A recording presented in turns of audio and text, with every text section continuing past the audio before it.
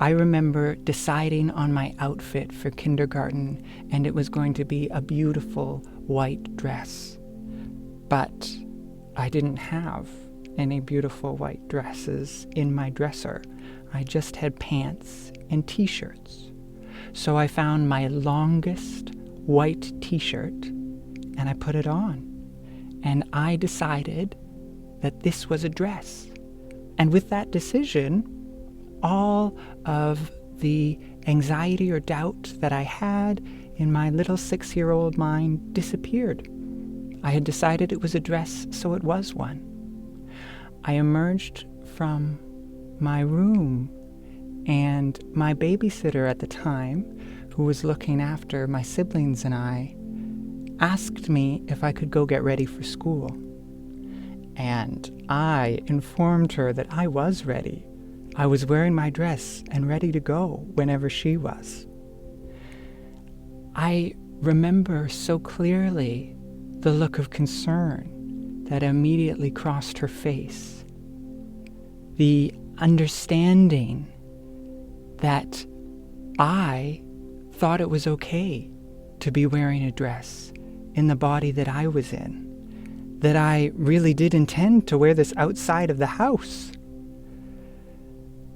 The babysitter at that point gave me an ultimatum. I could change my clothes, or I could stay home from school.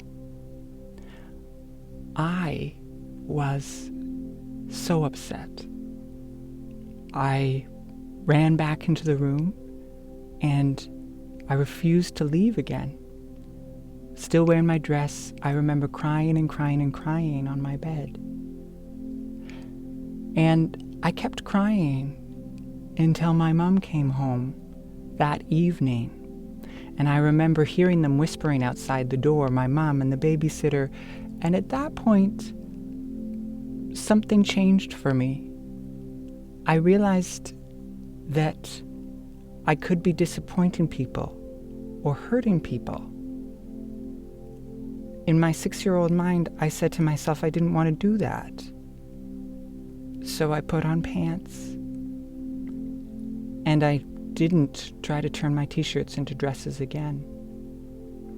I think in many ways, my research even today, decades later, is an answer back to this memory.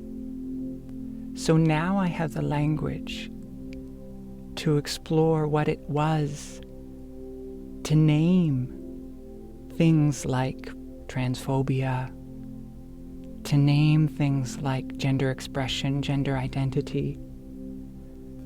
I like to think of research-based theater as a series of commitments.